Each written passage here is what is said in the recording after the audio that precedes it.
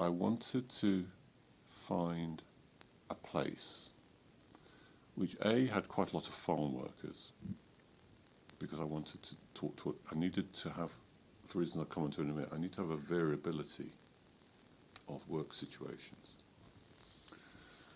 And that really meant East Anglia, which was convenient being at Essex anyway. I wanted too to have a place which could give me a range of community situations, from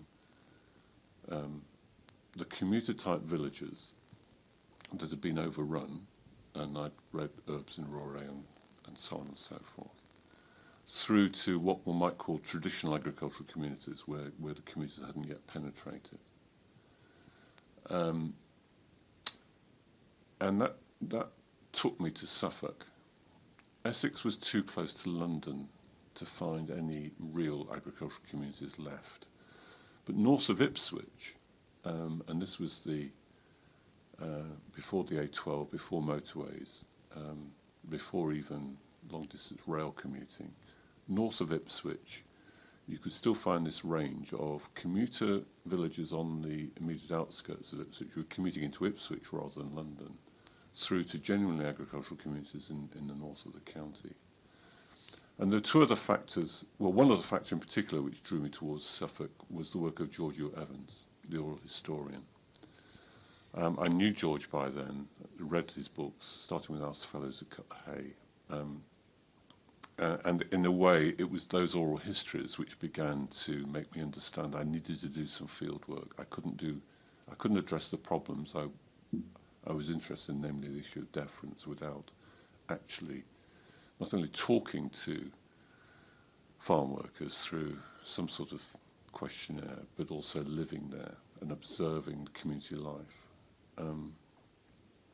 So I gravitated to Suffolk, and then did quite a lot of statistical analysis on the census, actually, to define the area. And I ended up with 44 parishes north of Ipswich, in East Suffolk, and also ended up living for those 6 months in a tied cottage with a farm worker and his family just outside Framlingham. And I was put onto that through the trade union. The local district organiser was very helpful. I talked to him a lot about the study, and he put me on to this family who he thought would look after me, which they did. So in March 1972, I moved into this little tied cottage in a very remote part. It wasn't in a village. It was actually out on a farm, just about 2 miles north of Framlingham. And with Fred and Margaret Mauser and their 2 little girls. And they were unbeknown to me, they were the best key informants I could ever have wanted. Got on so well with them, kept in touch. They're both now dead, sadly. Kept in touch with them over the years. They were just wonderful to me, not only in feeding me, but also in just talking to me, helping me to remember. I had no knowledge of farming. I mean, I couldn't, to use an epithet they used in Suffolk then, I couldn't tell wheat from barley.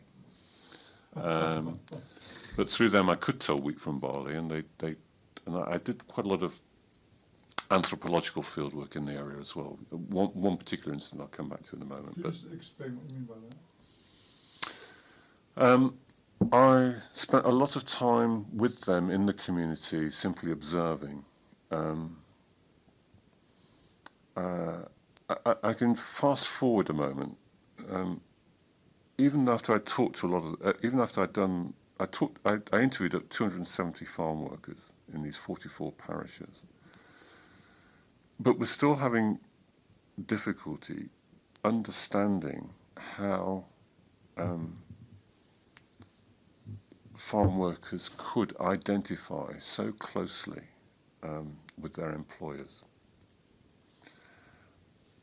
when objectively they were poorly paid, living often in not the best of conditions, in tied housing. They had no security of tenure then. They did later, but not then. And it was one of those sort of fieldwork events, really, which you often find in the literature. Every year, the local estate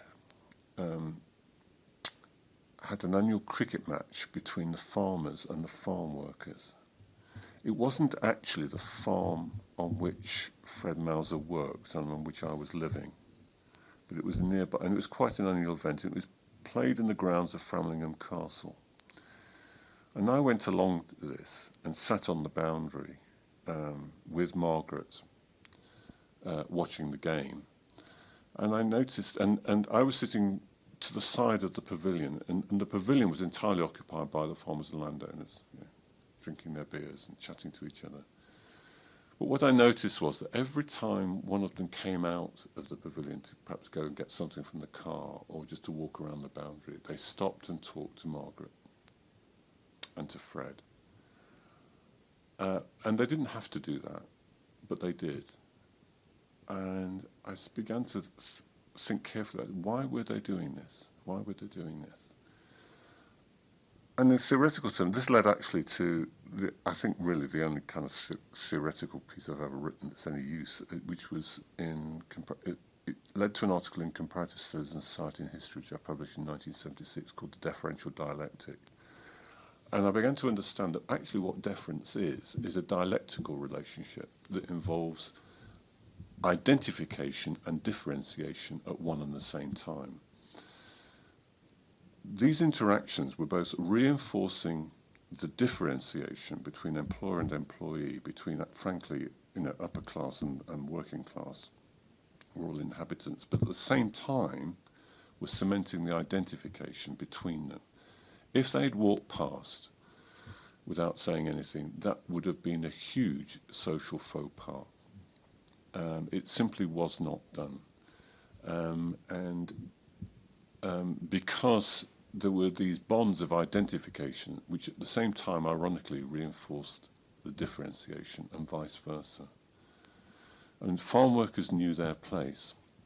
And these sorts of interactions simply reinforced that sense of social place. And then it all sort of came together like pieces of a jigsaw, really. And then both the field work, which I'll come back to in a minute, and the interviews all began to make some sense. And that was written up as the deferential worker.